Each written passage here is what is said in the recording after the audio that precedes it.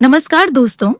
आज हम आधुनिक हिंदी कविता हो गई है पीर पर्वत सी के सबसे प्रखर और क्रांतिकारी कवि दुष्यंत कुमार की कुछ अत्यंत प्रभावशाली पंक्तियों का गहराई से भावार्थ समझने जा रहे हैं। ये पंक्तियां केवल कविता नहीं है, बल्कि समाज को झकझोर देने वाली चेतावनी और परिवर्तन की पुकार है। आइए एक एक पंक्ति के भाव को विस्तार से समझते हैं।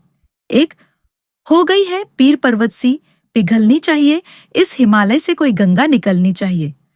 भावार्थ कवि कहते हैं कि समाज की पीड़ा अब छोटी नहीं रही। ये पीड़ा अब पर्वत जैसी विशाल हो चुकी है। मनुष्य के भीतर करुणा, प्रेम और संवेदना जमकर पत्थर बन चुकी है।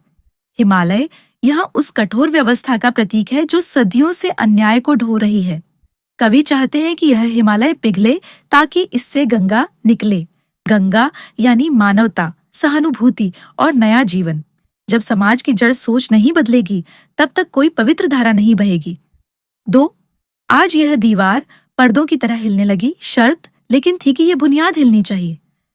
भावार्थ, आज समाज में बदलाव का दिखावा तो है, लेकिन वह केवल ऊपर ऊपर है।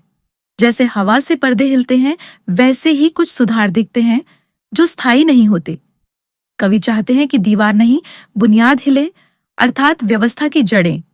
भ्रष्टाचार, शोषण, जातिवाद, अन्याय, सबका अंत हो। अधूरा सुधार धोखा होता है और कवि ऐसे धोखे को स्वीकार नहीं करते। 3, हर सड़क पर, हर गली में, हर नगर, हर गांव में हाथ लहराते हुए हर लाश चलनी चाहिए। भावार्थ, ये पंक्ति सबसे अधिक तीखी है। यहाँ लाश वे लोग हैं जो जीवित होकर भी अन्याय के सामने मौन हैं। कवि चाहते हैं कि ये लाशें जागें, हाथ उठाएं, सवाल करें, आवाज बने। हर गली, हर गांव में जन आंदोलन पैदा हो। चुप रहना भी अपराध है। यह कवि का स्पष्ट संदेश है। 4, सिर्फ हंगामा खड़ा करना मेरा मकसद नहीं, मेरी कोशिश है कि ये सूरत बदलनी चाहिए। भावार्थ कवि कहते हैं, मैं नारेबाज नहीं हूं, मैं दिखावे की क्रांति नहीं चाहता। मेरा उद्देश्य है समाज की सूरत बदलना, उसका चेहरा, उसकी सोच, उसका भविष्य। कवि का विश्वास है कि सच्चा परिवर्तन धैर्य, संघर्ष और निरंतर प्रयास से आता है। बदलाव शोर से नहीं, संकल्प से आता है। 5, मेरे सीने में नहीं तो तेरे सीने में सही, हो कहीं भी आग, लेकिन आग जलनी चाहिए। भावार्थ, अंत में कवि मशाल सौंपते हैं, अगर मेरे भीतर आग नहीं तो तुम्हारे भीतर होनी चाहिए। यह आग है।